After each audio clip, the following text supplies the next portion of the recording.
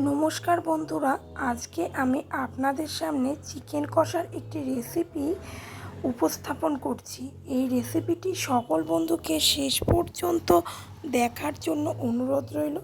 ভালো লাগলে আমার চ্যানেলটা অবশ্যই সাবস্ক্রাইব করবেন। চলুন রান্নাটা শুরু করা যাক।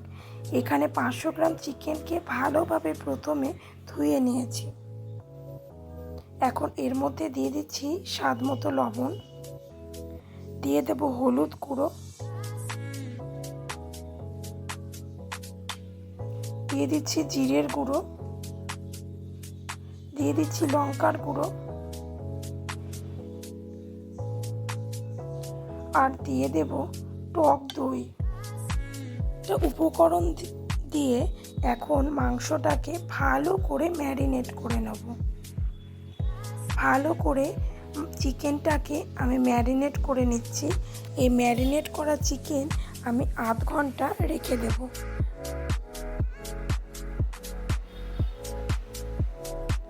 দেখুন বন্ধুরা, ম্যারিনেট করা হয়ে গেছে। এখন আধ ঘন্টা চিকেনটাকে রেখে দেব। আধ ঘন্টা পরে গ্যাসে ফ্লেম অন করে কড়াই বসিয়ে দিয়ে দিচ্ছি সর্ষের তেল। তেলটা ভালোভাবে গরম হয়ে গেলে কড়াইয়ের চারপাশে খুন্তি দিয়ে ভালো করে নেড়ে নিচ্ছি। এখন এর মধ্যে দিয়ে দিচ্ছি গোটা জিরে ফোড়ন, দিয়ে দিলাম তেজপাতা,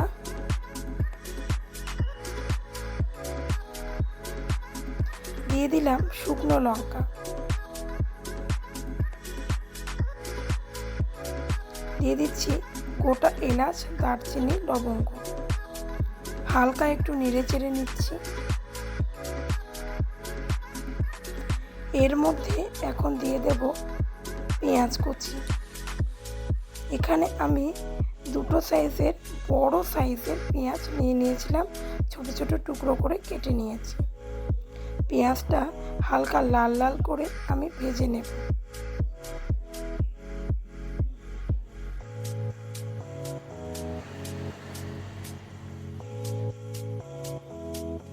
পেঁয়াজটাকে লাল লাল করে আমি ভেজে নেব। পেঁয়াজটা হালকা ব্রাউন করে ভাজা হয়ে গেছে। এখন এর মধ্যে দিয়ে দিচ্ছি টমেটো কুচি। টমেটোটা দিয়ে পেঁয়াজের সাথে ভালো করে কষিয়ে নেব। দেখুন বন্ধুরা, পেঁয়াজ আর টমেটোটাকে আমি ভালোভাবে কষিয়ে নিচ্ছি। পেঁয়াজ ভালোভাবে কষানো হয়ে গেছে। এখন এর মধ্যে দিয়ে দিচ্ছি আদা, রসুন, কাঁচা লঙ্কা, জিরে বাটা। ভালোভাবে মশলাটাকে দিয়ে আমি কষিয়ে নিচ্ছি। মশলা ততক্ষণ পর্যন্তই কষাবো যতক্ষণ মশলা থেকে তেল ছাড়তে না শুরু করে, যাতে মশলাটার কাঁচা গন্ধ না থাকে। মশলা ভালোভাবে কষানো হয়ে গেছে। এখন এর মধ্যে একে একে দিয়ে দিচ্ছি লঙ্কার গুঁড়ো, দিয়ে দিলাম কাশ্মীরি লঙ্কার গুঁড়ো। এখন কাশ্মীরি লঙ্কার গুঁড়ো আর লঙ্কার গুঁড়ো দিয়ে মশলাটাকে ভালোভাবে কষিয়ে নিচ্ছি। নেড়ে চেড়ে গ্যাসে ফ্লেম মিডিয়ামে দিয়ে ভালোভাবে মশলাটাকে কষিয়ে নিলাম। ভালোভাবে মশলাটা কষানো হয়ে গেছে। দেখুন বন্ধুরা, মশলা থেকে তেল ছাড়তে শুরু করে দিয়েছে। এখন এর মধ্যে দিয়ে দিচ্ছি অল্প আরেকটু হলুদ গুঁড়ো। ম্যারিনেট করার সময় আমি হলুদ গুঁড়ো দিয়েছিলাম, এখন আরেকটু হলুদ গুঁড়ো দিয়ে দিলাম। হলুদ গুঁড়ো দিয়ে ভালোভাবে মশলাটাকে আরেকটু নেড়ে চেড়ে নিচ্ছি। আচ্ছা, এখন এর মধ্যে দিয়ে দিচ্ছি ম্যারিনেট করা চিকেন। ম্যারিনেট করা চিকেনটা দিয়ে দিলাম। এখন মশলাটার সাথে চিকেনটাকে ভালোভাবে আমি কষিয়ে নিচ্ছি। চিকেন যত ভালোভাবে কষানো হবে তত মাংসের স্বাদ হবে দুর্দান্ত। ভালোভাবে নেড়ে চেড়ে চিকেনটাকে কষিয়ে নিচ্ছি। গ্যাসের ফ্লেম এখন রেখেছি মিডিয়ামে, যাতে চিকেনটা কড়াইয়ের গায়ে লেগে না যায়।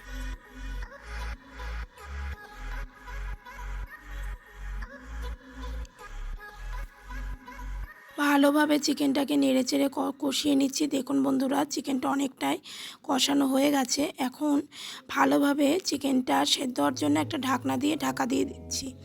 10 মিনিট পরে আমি ঢাকনা খুলে দেখে নেব চিকেনটা কতটা সেদ্ধ হয়েছে। দেখুন বন্ধুরা, 10 মিনিট পরে ঢাকনা খুলে দেখে নিচ্ছি চিকেনটা থেকে জল ছাড়তে আরম্ভ করে দিয়েছে। ভালোভাবে চিকেনটাকে এখন নেড়ে চেড়ে নিচ্ছি।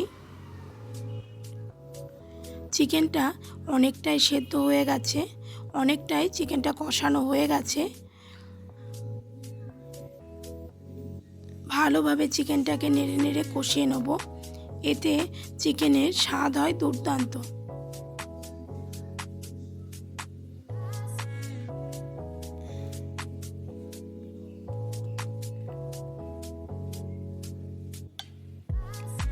দেখুন বন্ধুরা, কি সুন্দর রং এসছে।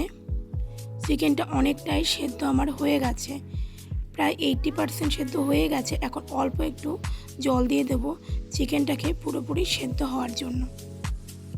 অল্প সামান্য জল দিয়ে চিকেনটাকে আমি ভালো করে নেড়ে চেড়ে নিচ্ছি।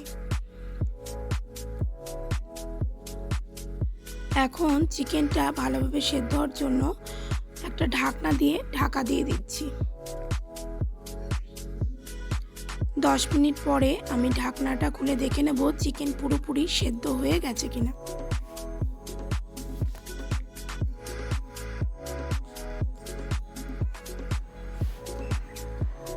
দেখুন বন্ধুরা, চিকেন পুরোপুরি সেদ্ধ হয়ে গেছে।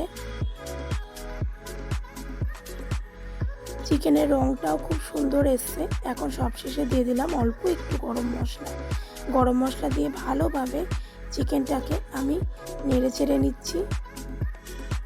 আপনারাও এইভাবে বাড়িতে চিকেন রান্না করে দেখবেন। ভাত, রুটি বা পরোটা সব কিছুর সাথে ছোট থেকে বড় সবাই এইভাবে চিকেন কষা খেতে খুবই পছন্দ করে।